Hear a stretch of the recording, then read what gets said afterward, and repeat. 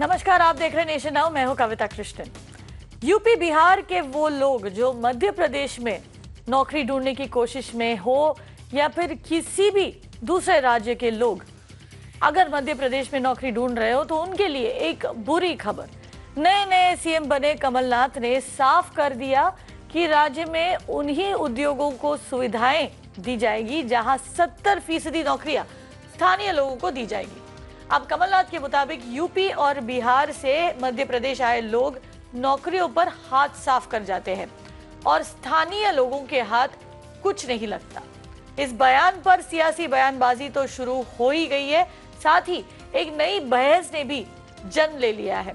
क्या राज्य की नौकरियों पर पहला हक स्थानीय लोगों का ही होना चाहिए?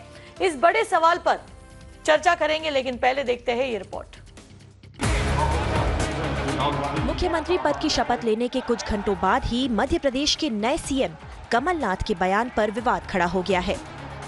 राज्य में नौकरियों की किल्लत को दूर करने के लिए कमलनाथ ने उद्योगों में स्थानीयों को तरजीह देने की बात कही कि बहुत सारे ऐसे उद्योग लग जाते हैं जहां अन्य प्रदेशों से लोग आ जाते हैं, बिहार उत्तर प्रदेश से।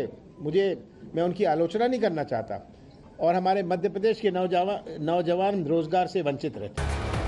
सुना आपने कैसे खुद यूपी के कानपुर में जन्मे कमलनाथ ने यूपी और बिहार के लोगों पर नौकरियां छीनने की तोहमत लगा दी। जाहिर है उनके बयान पर सियासी पारा भी चढ़ने लगा। जहां पटना में एलजेपी कार्यकर्ताओं ने कमलनाथ के बयान के खिलाफ प्रदर्शन किया, तो वहीं राज्य में सरकार बनाने में समर्थन देने वाली समाजवादी पार्टी भी कमलनाथ से नाखुश दिखी। ये गलत है। महाराष्ट्र में आपको समय समय पे सुनने को मिलता है कि उत्तर भारतीय क्यों आ गए यहाँ पर, उत्तर भारतीय कारोबार क्यों कर रहे हैं, उत्तर भारतीय नौकरी में क्यों आ गए। ये बात एक बार दिल्ली से भी आई थी, अब ये बात मध्य प्रदेश से आ रही है। तो ऐसे में आज का बड़ा सवाल है, बात रोजी रोटी की हो तो बेरोजगार किस राज्य से ताल्लुक रखते हैं, इस बात को अहमियत देना कितना जरूरी है। चर्चे में हमारे साथ जुड़ रहे हमारे पैनलिस्ट राकेश त्रिपाठी जो कि बीजेपी के प्रवक्ता है, पंकज चतुर्वेदी कांग्रेस के प्रवक्ता है और अतुल चंद्र जो कि वरिष्ठ पत्रकार है। आप भी इस चर्चा में जुड़ सकते हैं, हमारे फोन लाइंस इस वक्त खुले हैं। लेकिन सबसे पहले चलेंगे पंकज चतुर्वेदी के पास। पंकज जी, सबसे पहला मौका आपको दिया जा रहा है बात करने के लिए, क्योंकि चौतरफा आलोचना हुई है मुख्यमंत्री के इस स्टेटमेंट को लेकर। ये बताइए कि इसके पीछे क्या लॉजिक है? अगर आप ये कह दें कि 70% नौकरियां स्थानीय लोगों को ही जाना चाहिए, तो क्या इससे नौकरी की जो समस्या है वो सुलझ सकती है मध्य प्रदेश में? देखिए कविता जी, आपने जो सवाल पूछा वो सवाल दिखता तो एक लाइन का, पर उसके 2-3 बड़े व्यापक पहलू जिनका मैं आग्रह करूंगा कि आप मेरे से पूरा उत्तर लें। नंबर 1, कमलनाथ जी के इस पूरे बयान को इस प्रकार से प्रस्तुत किया जा रहा है जैसे कमलनाथ जी ने ये कहा, जो आपने भी शब्द प्रयोग किया कि यूपी बिहार के लोग नौकरी पर हाथ साफ कर जाते हैं। मुझे लगता है उन्होंने बहुत स्पष्ट तौर पर वो कहा जो आपके चैनल ने दिखाया कि मैं मध्य प्रदेश के लोगों को चाहता हूं कि निजी क्षेत्र के उद्योग धंधे 70% मध्य प्रदेश के युवाओं को रोजगार दें, और दूसरे राज्य से लोग आते हैं जैसे यूपी और बिहार से लोग, लेकिन मैं उनकी आलोचना नहीं करता। कांग्रेस पार्टी एक राष्ट्रव्यापी पार्टी कविता जी, और कांग्रेस पार्टी के लिए मध्य प्रदेश के युवाओं का भी वही सम्मान है जो बिहार के और उत्तर प्रदेश के और देश के अन्य राज्यों के युवाओं का है। यदि मैं मध्य प्रदेश की बात करूं तो निश्चित तौर पर बहुत दुख का विषय कि मध्य प्रदेश में बेरोजगारी एक सबसे बड़ी समस्या है, और यदि राज्य की अर्थव्यवस्था को पटरी पर लाना है तो आपको रोजगार के अवसर सृजित करने पड़ेंगे। जो नए निवेशक आप बुलाएंगे उनसे आपको आग्रह करना पड़ेगा कि मध्य प्रदेश के युवाओं को प्राथमिकता दी जाए। तीसरा, मैं निवेदन करना चाहता हूं कि क्या मध्य प्रदेश का युवा इस भारत का युवा नहीं है? क्या मध्य प्रदेश के युवा को रोजगार मिलेगा तो देश के नौजवान को रोजगार नहीं मिलेगा? तो ये कौन सी बहस इस देश में शुरू की जा रही है, किस आधार पर की जा रही है, ये समझ से परे है।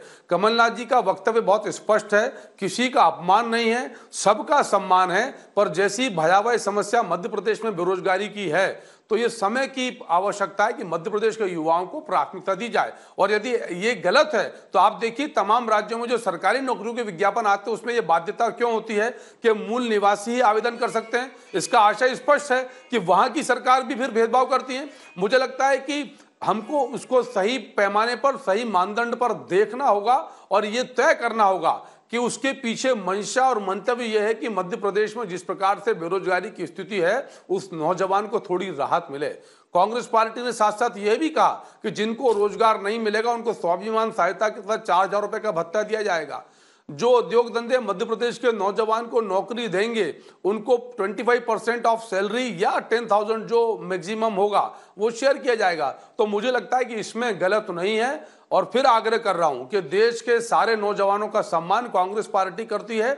हमारे लिए बिहार के युवा का ही वही स्थान है जो मध्य प्रदेश के युवा का। दूसरा एक महत्वपूर्ण विषय कि मेरे स्वयं के रूट्स उत्तर प्रदेश के, मेरे पेरेंट्स 60s में मध्य प्रदेश आ गए, मैं आज अब मध्य प्रदेश का मूल नागरिक हूं।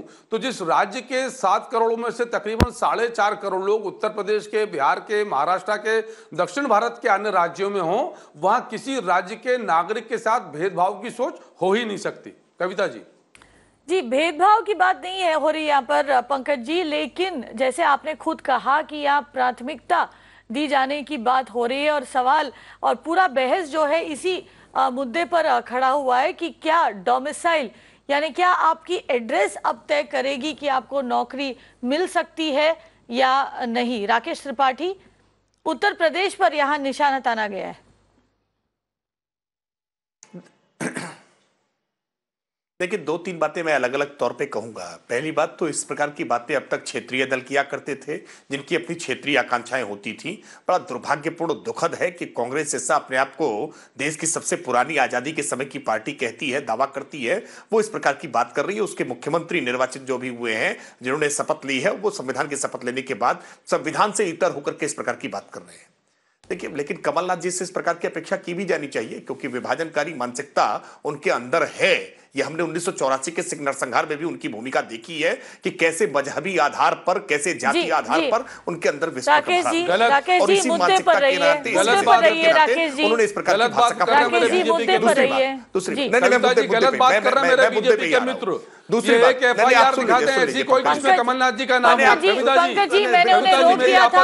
पंकज जी, मैंने उन्हें रोक दिया था। बात कमलनाथ जी, मेरी आपत्ति इस बात पर। ये एक कोई एफआईआर दिखाते हैं जिसमें कमलनाथ जी का नाम हो। पंकज जी, यहाँ पर मैंने उन्हें रोक दिया था, मैंने उन्हें टोक दिया था, वो आगे बढ़े हैं। पंकज जी, वो आगे बढ़ चुके हैं, उन्हें बोलने दीजिए, उन्हें अपना बात रखने दीजिए। मैंने उन्हें टोक दिया था पंकज जी, मैंने उन्हें टोक दिया था, अब उन्हें आगे बढ़ने दीजिए। लेकिन उनको बोलिए गलत बात नहीं करें। मैंने ये कह दिया पंकज जी, आपने अगर सुना होगा तो मैंने बात कहा भी था। अरे भाई, जितनी आपत्ति गलत बात करने पर, राकेश जी मुद्दे पर रहिए। गलत बात करने पर आप कमलनाथ जी पर दर्ज करानी चाहिए थी। आप कमलनाथ जी पर दर्ज कराने राकेश जी मुद्दे पर रहिए। यहाँ पर बात नौकरियों की हो रही है, मुद्दे पर रहिए। राकेश जी, कमलनाथ जी ने गलत नहीं कहा है। आप उत्तर प्रदेश की राकेश जी, अगर आपको अपना पॉइंट रखना है तो मुद्दे पर रहिए। राकेश जी, आप पहले भी आ चुके हो मेरे नाम पर, आपको पता है कि हम नहीं, हाँ, आपको पता है कि हम राजनीतिकरण नहीं करते, खासकर नौकरियों के मुद्दे पर हम राजनीति नहीं करेंगे। नहीं, आप मुद्दे पर रहिए, नौकरियों के बारे में बात कीजिए। मुद्दे पे ही बात कर रहा हूं मैं। बिल्कुल नौकरी में क्यों उन्होंने बात की, उन्होंने ये बात क्यों की, इसकी जहनियत मैंने बताने के लिए आप नौकरी के बारे में बोलिए। जो बात कही है, इस बात से केवल उन्होंने उत्तर प्रदेश और बिहार का ही अपमान नहीं किया है, इन्होंने उत्तर प्रदेश और बिहार के साथ साथ ही मध्य प्रदेश के नौजवानों का भी अपमान किया है। ये कहना कि उत्तर प्रदेश और बिहार के नौजवान आकर के यहाँ के युवाओं के हक पर डाका डालते हैं, इसका मतलब क्या मध्य प्रदेश के नौजवान योग्य नहीं है क्या वो उत्तर प्रदेश और बिहार के नौजवानों से कम योग्य नहीं कहा। ये कविता जी फिर गलत शब्द कह रहे हैं। कविता जी, ये गलत शब्द कह रहे हैं। कमलनाथ जी ने ये नहीं कहा कि आपको बोलने का मौका दिया जाएगा, बोलने तो दीजिए। ये बोलिए बहुत झूठी पार्टी को। पंकज चतुर्वेदी, कविता जी गलत शब्द नहीं बोलने दूंगा। पंकज चतुर्वेदी, उन्हें बोलने का मौका दीजिए, आपको भी मौका दिया जाएगा। कविता जी बोलिए, गलत शब्द बोल रही है। कमलनाथ जी ने ऐसा कहा कि अपना बात रखने दीजिए, आपको मौका दिया जाएगा। दर्ज करानी चाहिए। पंकज जी, आप किसी को बोलने नहीं देंगे तो यहाँ पर बहस किस तरह हो पाएगी। कमलनाथ जी ने कब कहा ऐसा कहा? आप इनको वीडियो सुनवाइए। कविता जी, कविता जी गलत बोलेंगे नहीं बोलने दूंगा मैं। दीजिए, आप थोड़ा गलत बोलने नहीं दूंगा कविता जी। मैं अपने सारे पैनल से गुजारिश करता हूँ, एक सेकंड आप सब लोग जरा चुप बैठिए, आप सब लोग कृपया चुप बैठिए, आप सब लोग एक सेकंड। पंकज चतुर्वेदी, कविता जी गलत मत पंकज चतुर्वेदी एक सेकंड। यहाँ पर किसी को भी गलत बोलने का मौका नहीं दिया जाएगा। पंकज चतुर्वेदी, अगर आपको बोलना है, अगर आपको रिबट करना है, उसका भी मौका आपको दिया जाएगा, लेकिन उससे पहले लोगों को बोलने का मौका दीजिए। ये चर्चा है, बहस है, यहाँ पर बातें रखी जाएगी, आप उसे बेशक अपोज कीजिए, लेकिन बीच में ना बोलिए। हमारे यहाँ जो डिबेट्स होती है वहां पर डिबेट होती है, यहाँ पर लोगों के बीच चर्चा होता है। जी राकेश त्रिपाठी, 1 मिनट आपको दिया जा रहा है, जल्द से जल्द बताइए, राजनीतिकरण ना करें, नौकरियों के मुद्दे पर बात कीजिए, बोलिए। देखिए, मैं केवल इतनी बात कह रहा था कि ये बात कहकर के उन्होंने मध्य प्रदेश के नौजवानों का भी अपमान किया है कि मध्य प्रदेश के नौजवान अपेक्षाकृत कम योग्य हैं, कि उत्तर प्रदेश और बिहार के नौजवान आते हैं और उनकी नौकरियों पर हक जमा ले जाते हैं। एक बात। दूसरी बात, उत्तर प्रदेश और बिहार का नाम क्यों लिया भाई? उत्तर प्रदेश और बिहार इतना आसान मिलता है कि जिसको देखो वही उत्तर प्रदेश और बिहार का अपमान कर देता है। और कमलनाथ जी तो खुद उत्तर प्रदेश के हैं, इनका कारोबार कोलकाता में चलता रहा है। जो उत्तर प्रदेश में पैदा हुआ हो, जिसने काम धंधा अपना कारोबार कोलकाता में फैलाया हो, वो मध्य प्रदेश का मुख्यमंत्री बनकर के क्या उसने मध्य प्रदेश के लोगों का, मध्य प्रदेश के राजनीतिकों का अधिकार छीनने का काम नहीं किया है? ऐसी बात संविधान से पूरी तरह से परे है। संविधान इस बात की इजाजत नहीं देता है कि कोई भी जाति के आधार पर, मजहब के आधार पर, क्षेत्र के आधार पर, लिंग के आधार पर किसी भी प्रकार का भेदभाव उत्पन्न करे। और कांग्रेस पार्टी जो राष्ट्रव्यापी पार्टी अपने आप को कहती है, उस पार्टी, जिस पार्टी के अध्यक्ष, जिस पार्टी के संरक्षक उत्तर प्रदेश से आते हैं, सोनिया गांधी जी आती है, राहुल गांधी जी आते हैं, वो उत्तर प्रदेश के संदर्भ में ऐसी बात कर रहे हैं। यह बात किसी भी स्थिति में स्वीकार करने योग्य नहीं है। भारतीय जनता पार्टी कठोरता से इस पर आपत्ति जताती है और कमलनाथ जी जल्द से जल्द माफी इस बात पर मांगे, वरना राहुल गांधी जी उनकी बात का जवाब दें कि कमलनाथ जी ने जो कहा है, राहुल गांधी जी उस बात से सहमत हैं। जी राकेश जी ये बताएं कि महाराष्ट्र और गुजरात में, अगर ऐसा है तो महाराष्ट्र और गुजरात में स्थानीय लोगों के लिए रिजर्वेशन क्यों है, डोमिसाइल कोटा क्यों है नौकरियों में?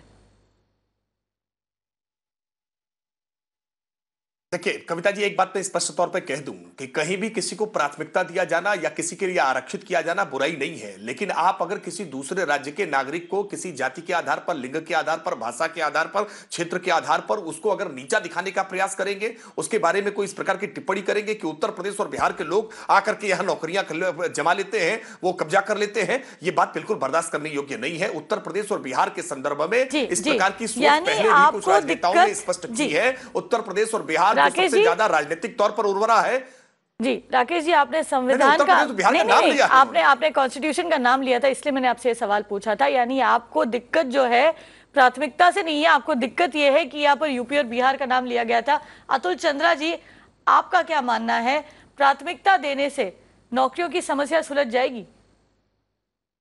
कविता, मध्य प्रदेश में एक आंकड़े के अनुसार पिछले साल तक 23 लाख बेरोजगार थे। 2016 में सिर्फ 129 लोगों को नौकरियां मिल पाई थी। कमलनाथ जी जानते हैं कि वो जॉब नहीं क्रिएट कर सकते, नौकरियां नहीं दे सकते हैं आने वाले 2-3 सालों में, तो उन्होंने एक ये आसान रास्ता चुना। लेकिन ये जो रास्ता उन्होंने चुना है, ये बहुत ही खतरनाक रास्ता है। और जो भी हो, वो अगर 70% भी कह रहे हैं तो हम ये समझना चाहेंगे, क्या वो मध्य प्रदेश के नौजवानों को बाहर नौकरी करने से रोकेंगे? क्या वो उन सबको मध्य प्रदेश में ही रखेंगे? इस बात का भी हमको ध्यान रखना होगा कि उत्तर प्रदेश में भी नौकरियां नहीं अभी क्रिएट हो पा रही हैं। यहाँ पर भी अनएम्प्लॉयमेंट बहुत हाई है। अब आप ये देखिए कि मध्य प्रदेश में उत्तर प्रदेश और बिहार के लोग मारे जाएंगे, गुजरात में उत्तर प्रदेश और बिहार के लोग मारे जाएंगे, और कमलनाथ का बयान ऐसा है कि मध्य प्रदेश में भी लोग उत्तर प्रदेश और बिहार के मारे जाएंगे। हमारा एक फेडरल स्ट्रक्चर है देश का, सबको एक राज्य से दूसरे राज्य जाने की आसानी है, सुविधा है, स्वतंत्रता है। जो भी योग्य व्यक्ति होगा उसी को नौकरी मिलेगी, चाहे वो कर्नाटक हो, चाहे महाराष्ट्र हो, चाहे मध्य प्रदेश हो। अगर यहाँ के लोग योग्य हैं या मेहनतकश हैं और काम करने के लिए तैयार हैं और उनको वहां पर जाकर के रोजगार मिल रहा है दूसरे राज्यों में, तो इसमें किसी भी मुख्यमंत्री को, किसी भी राज्य क्षेत्रीय दल को कोई परेशानी नहीं होनी चाहिए। या तो आप अपने यहाँ इतनी सुविधाएं दीजिए जो लोकल युवक हैं कि उनके लिए नौकरियां हो जाए। भाई 23 लाख, आप सोचिए 23 लाख बेरोजगार हैं, अब उनमें कितनी योग्यता है या नहीं है ये तो कमलनाथ जी को ही बताना होगा।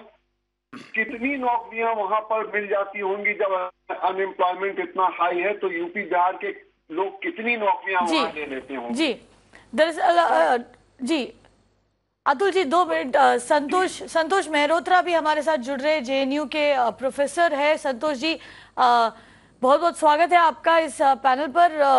सीधा सवाल है आपसे, सिर्फ मध्य प्रदेश ही नहीं, इसके पहले महाराष्ट्र, हिमाचल प्रदेश, गुजरात, ओडिशा और कर्नाटक जैसे राज्यों में भी जो है इस तरीके के बयान सामने आए सरकार की तरफ से, जहां पर स्थानीय लोगों को प्राथमिकता दी जाएगी नौकरियों के लिए।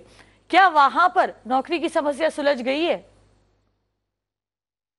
नहीं, देखिए, ये एक कोशिश होगी इस सरकार की, और हर सरकार इस तरीके की कोशिश करने के लिए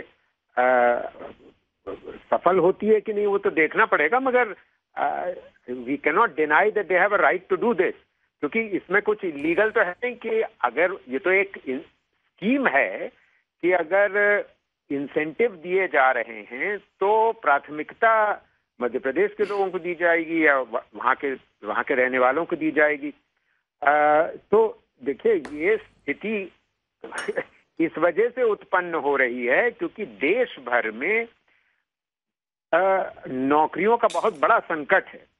क्योंकि आज के जमाने में मध्य प्रदेश में ही नहीं, सारे देश में 15-16 साल के बच्चे सारे पढ़े जा रहे हैं और पढ़ लिख करके नौकरियां नॉन एग्रीकल्चरल, मतलब गैर कृषि क्षेत्र में चाहते हुए भी उनको मिलती नहीं, क्योंकि नौकरियां बढ़ नहीं रही हैं। तो जब नौकरियां गैर कृषि क्षेत्र में नहीं बढ़ती हैं तो ये स्थिति लाजमी है कि उत्पन्न होगी।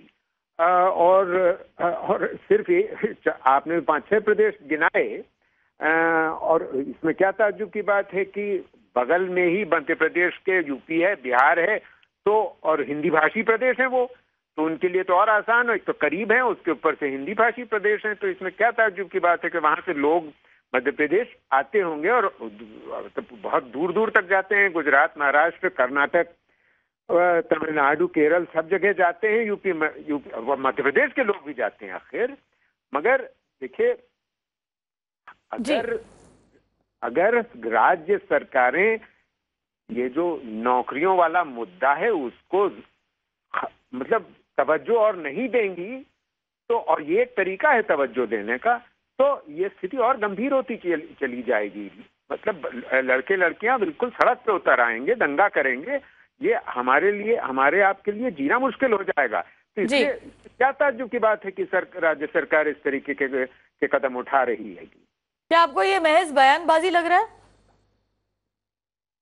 क्यों है? अगर देखिए, अगर उसको कार्यान्वित कर पाते हैं, सफलतापूर्वक कर पाते हैं, तो ये तो आगे आगे देखिए क्या होता है। ये तो अभी से कैसे आप उसको केवल बयानबाजी कह सकते हैं? क्योंकि देखिए, तब कम से कम सरकार इस बात के लिए जागरूक तो दिख रही है, मानने के लिए तो तैयार है कि नौकरियों की समस्या बहुत गंभीर है। क्योंकि मेरे आंकड़े बताते हैं, मेरे रिसर्च ये बताती है कि बच्चे पढ़े लिखे जा रहे हैं और जाहिर है नौकरियां ढूंढ रहे हैं, मगर क्योंकि गैर कृषि क्षेत्र में नौकरियां बढ़ नहीं रही उस रफ्तार से जिस रफ्तार से युवा हमारे लेबर फोर्स ज्वाइन कर रहे हैं, नौकरियां ढूंढ रहे हैं, हो ये रहा है कि वो अब जब एन्यूमरेटर आता है सर्वे करने के लिए कि भैया क्या करते हो बेटा, तो वो कहते हैं कि हम खेती करते हैं।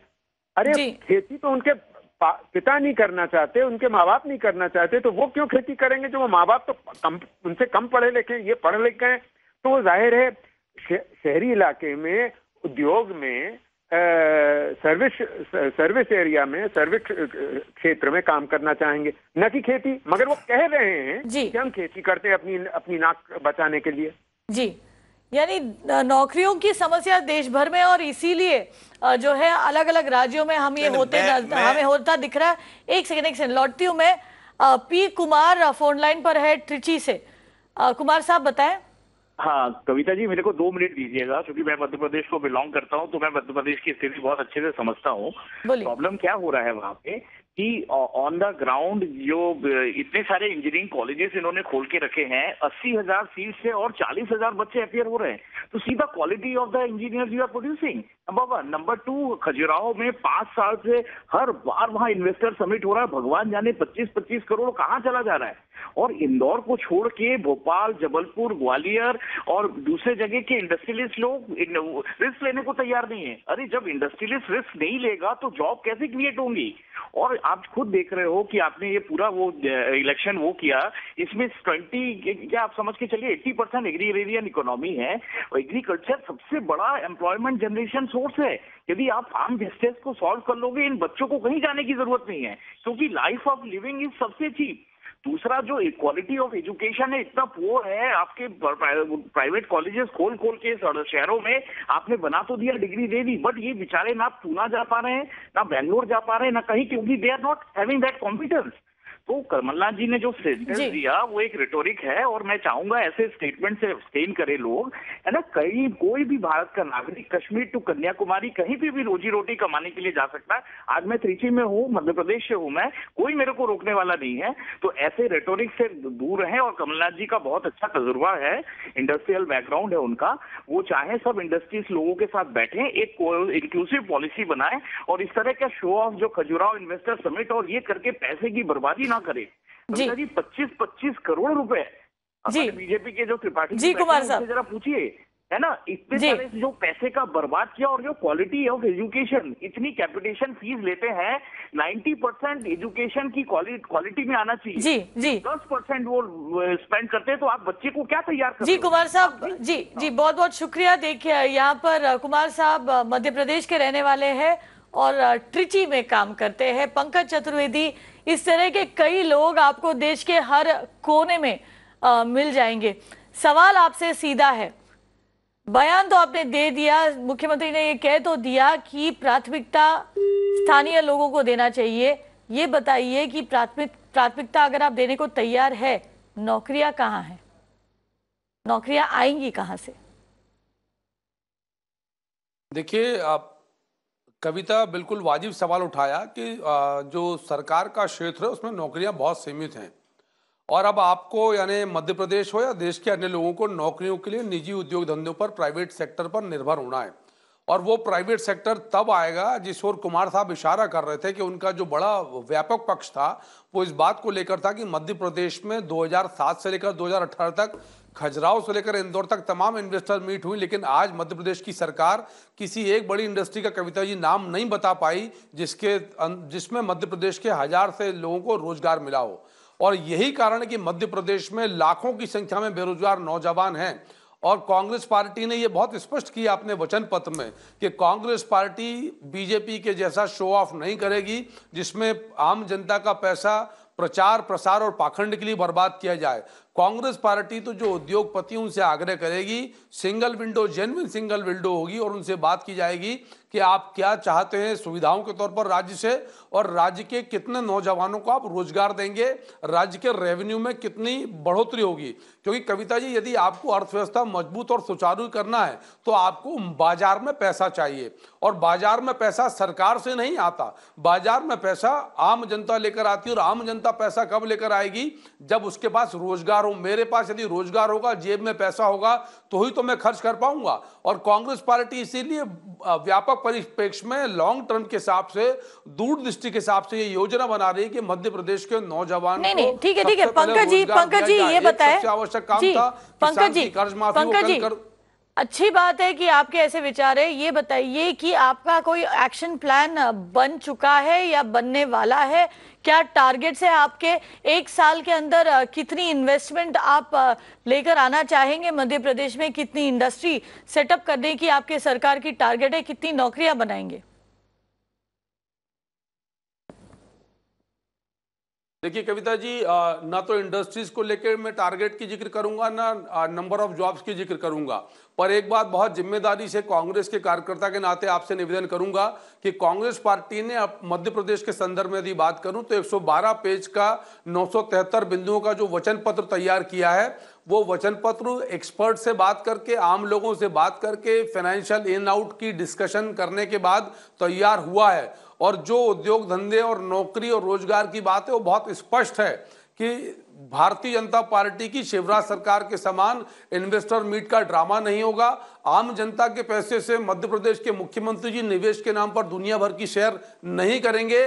जेन्युइनली जो एफर्ट्स करने हैं वो एफर्ट्स ये होते हैं कि ग्राउंड पर, जैसा मैंने आपसे जिक्र किया कि ग्राउंड पर किसी उद्योगपति को क्या सुविधाएं चाहिए, बिजली की सुविधा, सड़क की सुविधा, पानी की सुविधा, टैक्सेस में छूट, परमिशंस की अवेलेबिलिटी हो, एयर कनेक्टिविटी प्रॉपर हो, रेल कनेक्टिविटी प्रॉपर हो, रोड्स प्रॉपर हो, यदि इन बेसिक्स पर आपने काम कर लिया और सबसे इंपॉर्टेंट लॉ एंड ऑर्डर आपका स्ट्रांग हो। यदि अब मेरे राज्य मध्य प्रदेश में एनसीआरबी के आंकड़ों के हिसाब से राज्य बलात्कार में और अन्य अपराधों में लगातार 5 बार से शीर्ष पर होगा, तो कविता जी कोई भी उद्योगपति होगा वो तमाम सुविधाओं के बाद भी गुंडई वाले राज्य में लॉ एंड ऑर्डर जहां खराब है वहां जाने से संकोच करेगा। इन तमाम बिंदुओं पर कांग्रेस पार्टी ने मजबूती के साथ काम किया है। कह रहे हैं पंकज जी, बहुत जरूरी अहम बातें हैं ये। कविता जी, कब तक हो पाएगा ये सब?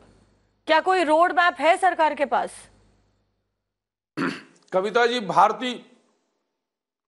भारतीय जनता पार्टी सरकार को आप सबने, हम सबने 15 वर्ष का समय दिया। मैं कोई समय सीमा का अनुमान नहीं बता पाता, पर मुझे लगता है कि आपको लगभग 15 महीने का समय कांग्रेस पार्टी को देना चाहिए, क्योंकि ये अमूल चूल परिवर्तन होना है। टिप टू टो आपको चीजें चेंज करना है, तो उसके लिए थोड़ा समय चाहिए। पर सबसे महत्वपूर्ण बात यह है कि हमारे नेता अच्छे हैं, नीति अच्छी है और हमारी नीयत भी अच्छी है। हम यानी कांग्रेस प्रचार प्रसार पाखंड पर विश्वास नहीं करते हैं। हम चाहते हैं कि हमारे मध्य प्रदेश के युवाओं को, देश के युवाओं को रोजगार मिले। हम भारतीय जनता पार्टी नहीं जो कहें कि 2 करोड़ रोजगार हर साल देंगे। आपको रोक रही हूं मोदी जी का जिक्र कर रहा हूं। जी पंकज जी, माफी चाहती हूँ आपको रोकने के लिए।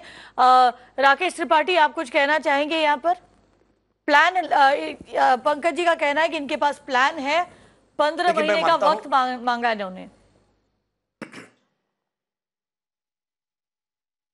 नहीं, मैं मानता हूं कि आज कमलनाथ जी को रोजगार के संदर्भ में कोई ठोस बात कहनी चाहिए थी, कोई योजना बतानी चाहिए थी, लेकिन जानबूझकर के उन्होंने एक ऐसा विवादास्पद बयान दिया ताकि वो रोजगार के मसले पर बातचीत जब हो तो वो इस दिशा में जाए, इस डायरेक्शन में जाए। मैं मानता हूं कि 2003 में जब भारतीय जनता पार्टी की मध्य प्रदेश में सरकार बनी थी, तब मध्य प्रदेश की छवि एक ऐसे राज्य की थी जहां बिजली नहीं थी, जहां सड़कों का अभाव था।